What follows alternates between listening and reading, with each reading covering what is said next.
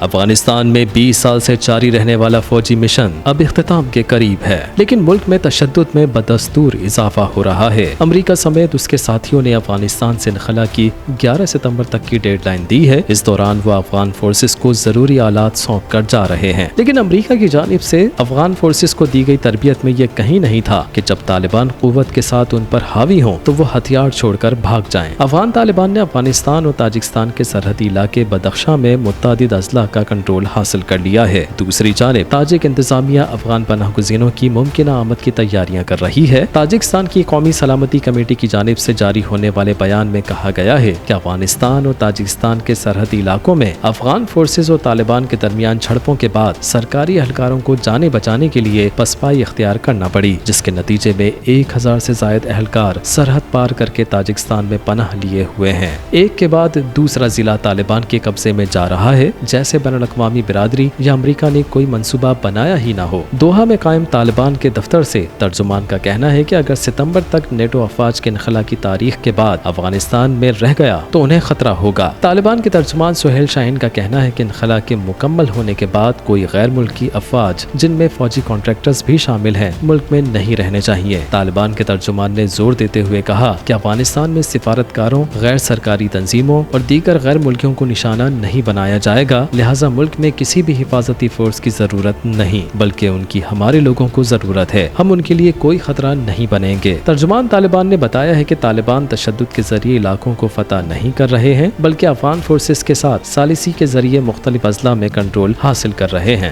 دوسری جانب پرتشدد کارروائیوں میں تیزی کی خبریں آنے سے امریکی افواج کے مکمل انخلا کے بعد افغان سیکورٹی فورسز کی مشکلات میں اضافہ ہو سکتا ہے۔ دوسری جانب وزیر اعظم عمران خان نے گوادر میں جاری منصوبوں کی افتتاحی تقریب سے خطاب کرتے ہوئے کہا ہے کہ افغانستان کے تمام ہمسایہ ممالک کے ساتھ مل کر کوشش کریں گے کہ وہاں خانہ جنگی نہ ہو، کیونکہ ہم چاہتے ہیں کہ افغانستان میں امن ہو۔ عمران خان کا کہنا تھا کہ افغانستان میں خانہ جنگی کا نقصان ان کے ساتھ ساتھ تمام پڑوسی ممالک کو بھی ہوگا۔ پناہ گزینوں کے علاوہ اس سے وسطی ایشیا کے تمام تجارتی روابط متاثر ہوں گے۔ کہ افغانستان میں امن ہو، اور ساری ہماری کوششیں ہماری گورنمنٹ کی، میں نے بھی ایران کے بھی پریزیڈنٹ سے بات کی کہ ہم سب جو ہمسائے ہیں افغانستان کے، ہم سب کوشش کریں کہ وہاں ایک پولیٹیکل سیٹلمنٹ ہو، وہاں انتشار نہ ہو، وہاں سول وار نہ ہو، اور ایک لمبی سول وار نہ ہو۔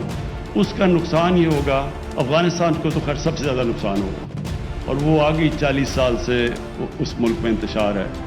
تو ایک تو وہ بھی ہمارے بھائی ہیں، ان کو نقصان ہوگا سول وار کا، لیکن نیبرز کو بھی ہوگا، ریفیوجیز کے علاوہ جو ساری ٹریڈنگ لنک ہے ہماری سینٹرل ایشیا سے، وہ سب متاثر ہو جائیں گے۔ تو اس لیے یہ بڑا اس وقت ہمارے پاکستان کے لیے ہماری پوری کوشش ہے، ہمارے فارن منسٹر پوری کوشش ہم کر رہے ہیں کہ سارے نیبر سے بات کریں اور کسی نہ کسی طرح، اور طالبان سے بھی بات کریں کہ کسی طرح ایک پولیٹیکل سیٹلمنٹ ہو جائے وہاں، بجائے یہ کہ وہاں یہ سول وار چلتی رہے۔